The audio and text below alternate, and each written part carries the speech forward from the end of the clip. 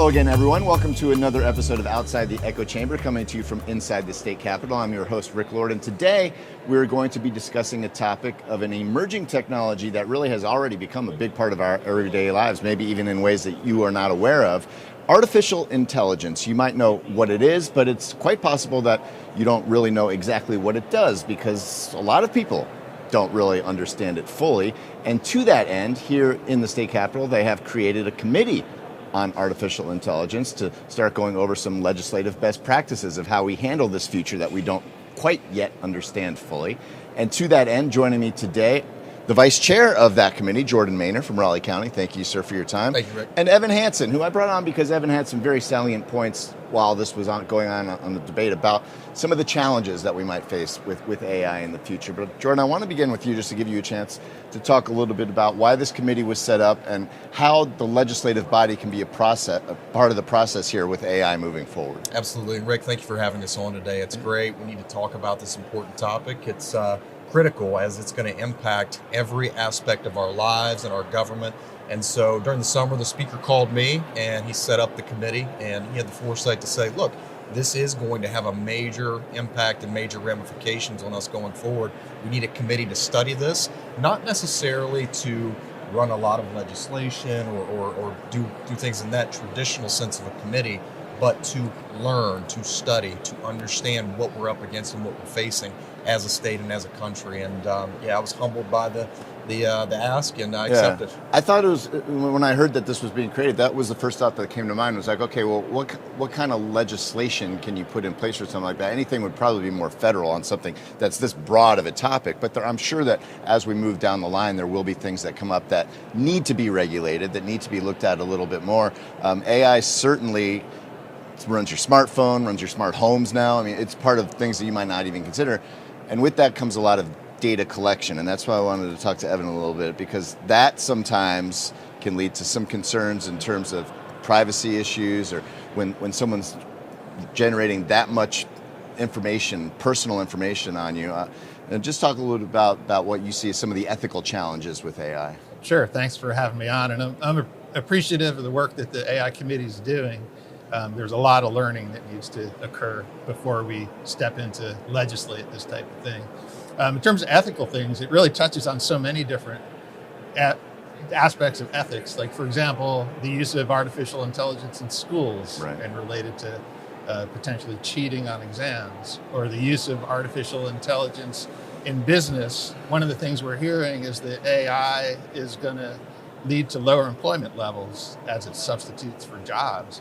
So we'll have some potential ethical questions about how do we deal with those job losses? Yeah. What's our responsibility as a legislature to help with those transitions? And that's got to be tough for teachers, because you literally can get on ChatGPT now and say, write me a book report on, and it's done. And it would be hard to track whether or not that was plagiarized or not if it's generated from AI, because basically, in layman's terms, AI, we're teaching computers to think like humans. They learn from their mistakes, and that's why businesses use them, because it can also help them make better informed and even predictive decisions, which is a new realm that we've never been into before. So on something like that, it's got to be tough for teachers to police that. And is there a way to legislate anything like that down the line, if it's even more than just like cheating in school, if it's cheating in life almost? Well, I think that's why we need to study this. And one of the bills that has passed out of the House is the creation of an AI task force to get even more smart people in a room to try to figure out how we're going to deal with these things. Because you raise a good question. Should the legislature be passing bills related to the use of AI on tests in schools, or is that something better left to the school systems? Maybe our approach would be to require school systems to have AI policies and not necessarily dictate exactly what those policies are. And Rick, I want to just follow up on that, because you talk about the education and going forward. How many years ago was it that teachers were, and education at large was freaking out about calculators? Right. Are you going to have a calculator with you everywhere you go? So you need to learn how to do this math. Well, now we have this, sure, and we have a calculator everywhere we go. So I think Evan is absolutely right. We need to allow the teachers and the school systems to develop their own policies at the local level to best teach the students, but also we're going to have to adapt in education to learn how to teach going forward, because we have access to Google and all this information. I think the method of teaching, the way we teach our kids going forward, is going to have to adapt to the times. And so while some may call it cheating to use ChatGPT, I would say it's a tool like anything else that can be used for good if applied properly. I know as a Republican, you're probably in favor of the free market system, but is there a fine line here, like Evan was talking about, when you're talking about perhaps job loss? Is there something that can be put in place to say, okay, you can use AI for this, but if you're using it to just basically fire everyone, that's not going to happen? I mean, how do you walk that line? Yeah, there absolutely has to be a balance. We have to keep a sustainable workforce going forward. We've seen that with the coal industry and others. But as Evan said, I think it's critical that we study this. And I think that was the purpose of the committee, not to run a bunch of legislation, especially year one, year two, but to really put together this AI task force, as Evan has said, and also to learn. We're on the threshold of this, but it's approaching us rapidly. So we have to learn, we have to listen, we have to explore. And every single committee that we've had this year, we've brought in an expert, whether it be from, on the federal legislative side, or Microsoft, or somebody that's had private sector and public sector experience. What have you learned so far? Yeah, so this is beyond our wildest dreams. It's getting into some sci-fi stuff that you grew up as kids that you think, oh, that's work of fiction. But some of this stuff is very interesting. It can be used as a good tool, and we as legislators have to make sure it's going to the benefit, not the detriment of our people going forward in our government. And I think that's the biggest reason we have the task force, the biggest reason we have the committee, and I think it's a bipartisan effort to make sure that happens. And is there a way to do that, to make sure that evil actors don't get involved in this? Because it's only as good as the people that are programming these things. We've seen some of the challenges that Google is facing right now with their Gemini system, where people are saying that there was so much bias baked into it that it's not even usable right now. Right. So, Evan, what do we do when it gets to that point where you're saying, okay, we have to make sure that whoever's programming this or whoever's making this work is doing it in a way that is beneficial and not being... Yeah, we do need to be careful about AI being used by our adversaries, right? But even if it's not being used by our adversaries, AI, like the chatbots, you ask them a question, they give you an answer. The answers are not always accurate.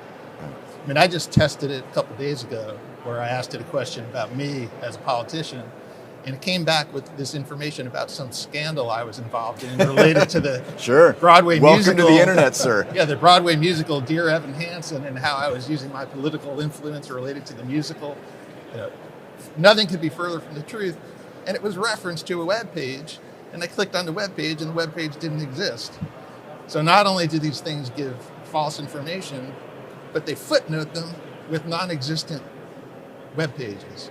So while I agree with the analogy to the calculator that Jordan mentioned, there's some similarities, but the difference is the calculator is going to give you the correct answer. Is there a way to fact check the fact checkers? That's what we need to figure out a path for. At the very least, students or business people that are using AI for information need to have some type of process to discern fact from fiction, to fact check it. Whether that requires legislative action, I'm not sure yet, but I think what's clear at this point is that the info you're getting from AI should not be taken as fact. It needs to be verified. And is there a point where it gets too big, where you don't know what we're getting into yet, and we were talking about Terminator and sci-fi almost flippantly, but what happens if these robots become self-aware? Yeah, Rick, and I think, again, that goes back to my earlier point of, I think there's a difference between what the feds should be looking at and what we should be looking at as a state. Because at the end of the day, I don't want to prevent, say, a Microsoft or another tech company from entering West Virginia, creating good jobs, helping us have a sustainable future by regulating as a state when all the other states aren't there yet. And so I don't want to create a barrier to entry to the market in West Virginia. However, this is a big federal problem, because you're balancing the security of humanity with this national security, because how many guardrails is China going to put on itself as it relates to this technological growth? And so these are very deep questions that we have to reckon with.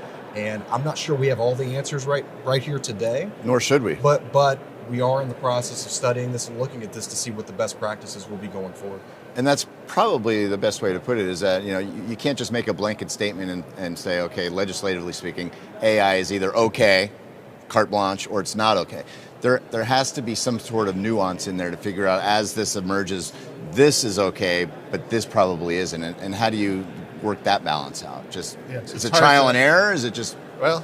I think it's hard to put a technology back in the bottle. And sure. work it out. What's the phrase? You can't put the toothpaste back in the tube. Yeah, and so I think we need to carefully observe how well it's working and figure out where we need to push back or where we need to regulate. You asked a question a minute ago about bias in some of the results, and that's a real issue too. And to some extent, that's based on the bias that's in the internet as it is right now, because that's what's being used to teach these AIs so they can give us answers. So, like, for example, if somebody says, paint me an image of CEOs, is it appropriate for the AI to provide images that are exclusively or mostly old white men, because most CEOs are old white men? Or is it appropriate for them to show more diversity? And I don't think that's necessarily like a right, wrong, yes, no answer, but those are the types of questions that we're going to have to grapple with. And that's what Google Gemini is dealing with right now, because they were so aware of exactly what you just said and trying to make sure that diversity was included in everything, that there are people that are saying that they went way the other way. And now if you ask them to show a picture of like a 17th century philosopher, you won't see any white people. Yeah. Which is like basically, are we excluding Galileo or Aristotle? But Rick, I really think that, to Evan's point, this is why we have trial and error right now. We're wading through the process, and as we continue to do this, we're going to refine this going forward. I think we will get to a common sense solution going forward. But as Evan mentioned, I want to dumb it down to analogy here. If you're making a milkshake, you want a chocolate milkshake, do you put strawberry in there? It's only as good as your inputs. Right. The final product is only as good as the inputs. And what Evan was saying is the internet's full of everything across the board. Sure. So, at the end of the day, I think we have to study this. We have to learn about it, and then we're going to get to a good solution. So where do you see this going from here? Come back next year. What's the AI committee going to be grappling with or looking at? Can you predict the future? That's a tough ask right there. I will say this. I think it needs to be focused on how do we make government better, more streamlined, and beneficial to the people. That is the bottom line. And that's a broad category. Anybody can put anything they want into that. But that really is what it comes down to, is how can we benefit the people with this emerging technology? And how do you convince people, Evan, that ethics and transparency matter in this type of tech? Well, I think how do you convince people of that? I think as AI gets rolled out and more people are using it and testing it out, it'll become apparent to them whether or not what they're seeing, what the AI is providing to them, is reasonable and ethical and just, or whether they think that steps need to be taken to rein it in. And making sure that good actors are the ones that have the reins here. We don't, we don't want to get into a Terminator situation where robots are going to kill all of humanity, right? That'd probably be a bad thing. That's right. But Rick, I want to reiterate, this is a bipartisan solution going forward. Sure. And we have to work together. I think we all recognize the challenges ahead, and we've committed to work together for that. All right, a whole new world. We'll see where it takes us. We want to thank Evan Hansen and Jordan Maynor for their time today. Gentlemen, appreciate the conversation. And we'll be right back with more Outside the Echo Chamber right after this. Eric Nelson will be on to talk about the recent unemployment bill that has a lot of people talking. Are you ready to unlock a future filled with remarkable pay, unbeatable benefits, and unparalleled satisfaction? Imagine embarking on a journey that offers you a college-level education without the weight of debt, all while earning a steady income. Look no further than the West Virginia Building and Construction Trades Apprenticeship Programs. Join us, and together, let's build a future that's brighter and stronger. Go to actwv.org to apply today. The West Virginia Building and Construction Trades, where the future is.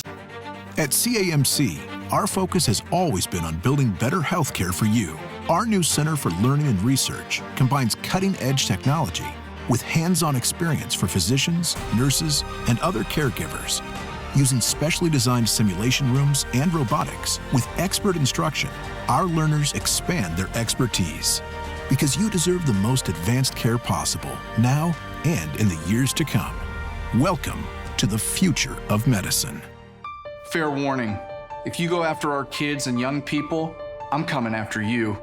As governor, I'll see to it that fentanyl dealers get a mandatory life sentence, and I'll put human traffickers behind bars for life. To help our communities hire and retain the best first responders, I'll increase pay and benefits. And we'll provide better training for our police and our firefighters and our EMS, the ones who put their lives on the line to protect ours. Welcome back inside the state capitol as we continue this outside the echo chamber. And we're going to switch topics now because joining me now is Senator Eric Nelson to talk a little bit about a recent bill that passed the Senate that's now on the House floor that has a lot of people talking. The unemployment bill, as a lot of people are colloquially calling it. It's technically Senate Bill 841. Cliff's Notes version, it makes some adjustments to the code on unemployment benefits for those paying into it and for those getting those benefits.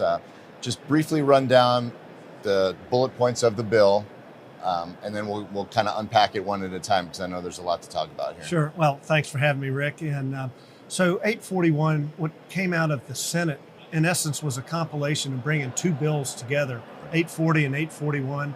They've been on the table the last 2 to 3 years in the Senate, coming over the House with changes. The long and the short of this was to try to put some predictability into the system, some certainty for claimants, and then going forward with our trust fund, having some sustainability. And what was put in place was, the bottom line was getting rid of a trigger that was put in place 15 years ago that unfortunately we hit 3 years ago because of the COVID situation and extra money that the governor put in to our trust fund. So for those who aren't aware of what the bill does, it would reduce the maximum weeks of getting benefits from 26 to 24. People would be required to pay a little bit more into the system that are working. It does raise the maximum that you could get up to 70% of your salary for not all people, but most people, depending on where you fall in the bracket, and then ladder it down to about 45%. That's correct. Correct. A lot of people are saying, man, just the timing of this seems a little bit awkward. Like it was almost a surprise bill that no one saw coming. And from a practical standpoint, for people in West Virginia with what's going on at Allegheny Wood Products and Cleveland Cliffs, tough on them as well. I mean, what's your reaction to that? You know, all of the above. And so what appears to come at the last minute, there has been a lot of work on. In the House, because the Senate has passed this over the last couple of years, we were looking to the House to originate this. This came about, yes, very late, but it was the first time that we got away from one of the biggest triggers that had been very negative across many in both chambers, and that was moving the unemployment from 26 to 12 weeks. And then it was getting away from an indexing that was tied to unemployment. So what was put in place was more certainty of, okay, employers who fund our unemployment, let's set the rate and set it going forward as to what they have to pay off of. Then from the claimant's standpoint, having some type of downward progression that in fact pays them more in the first half than the second half when they are most, let's just say, hurt from a job loss. Then the third part of this is having sustainability in our fund because there has been a downward trend in our overall fund. Yes, it is quite plentiful right now, but the trends going forward and what's projected has some concern. In the time for us to make policy changes are in good times when we do have some certainty and can look forward. So I think this bill hits many focus points that are good for everybody. And probably one of the biggest things of all that's added into this is a claimant and how unfortunate of a position that they're in.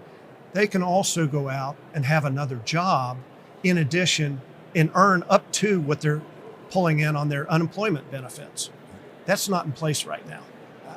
I like that you said, do it now while you can, because there are people that would say, well, that's not what happens in the legislature. They wait until they have to do it. And with this fund the way it is, there is some stability in that.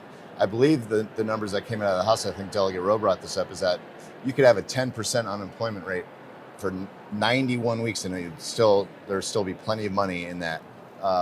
So I think that's another question is people are wondering, well, why the urgency for this specific bill when, as you said, it is always best practice to do things prudently when you can do it, not when you have to do it. Right. But that hasn't been the history of the way that things get done. Not many times around here. Right. No.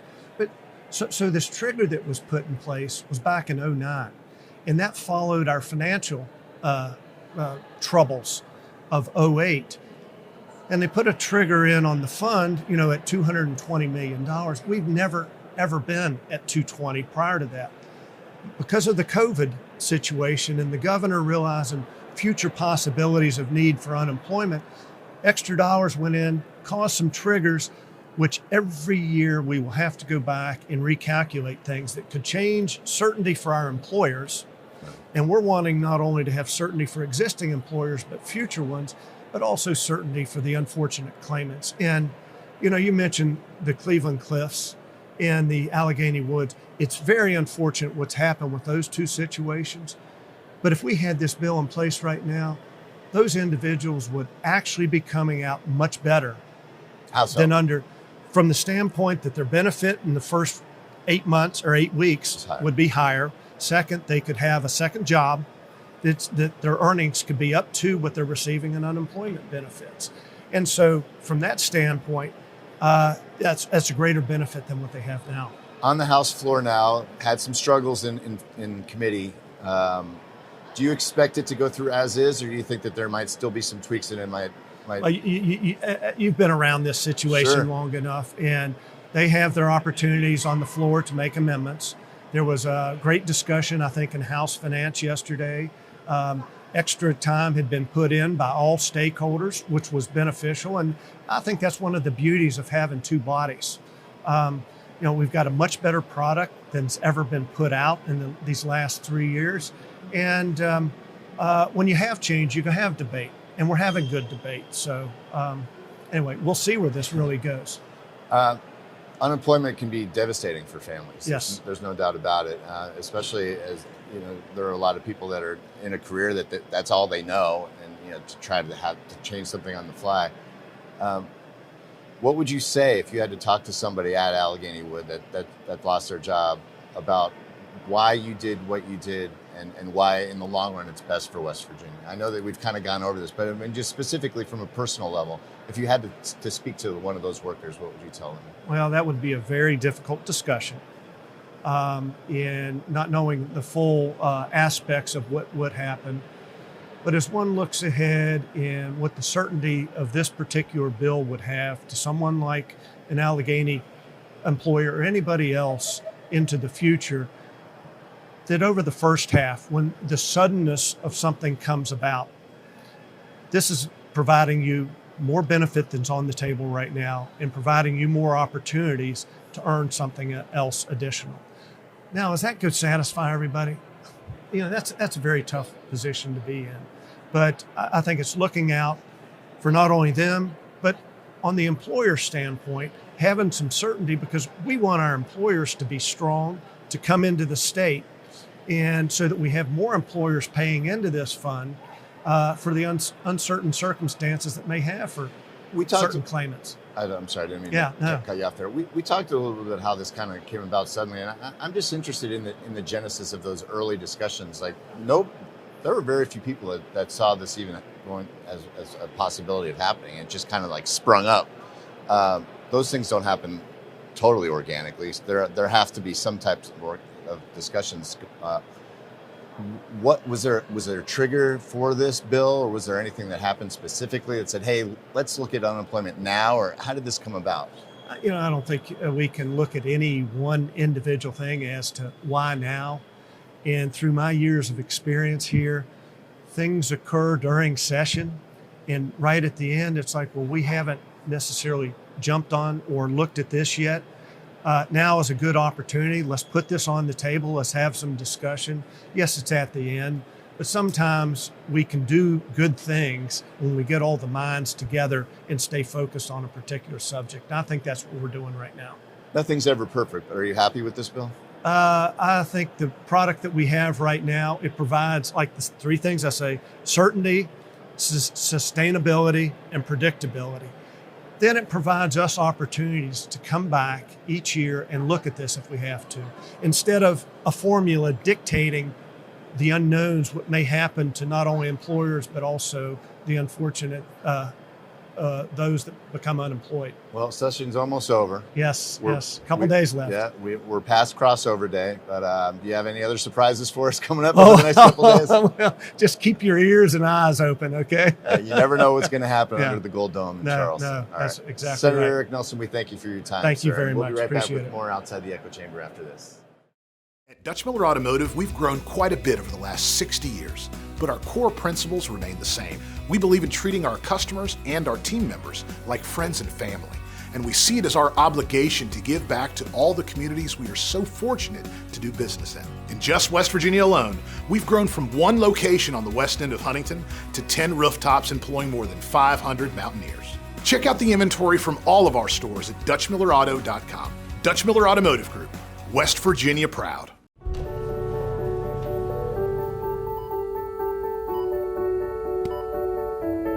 When it comes to surgical care, you want the best hands behind the robot. And those are ours.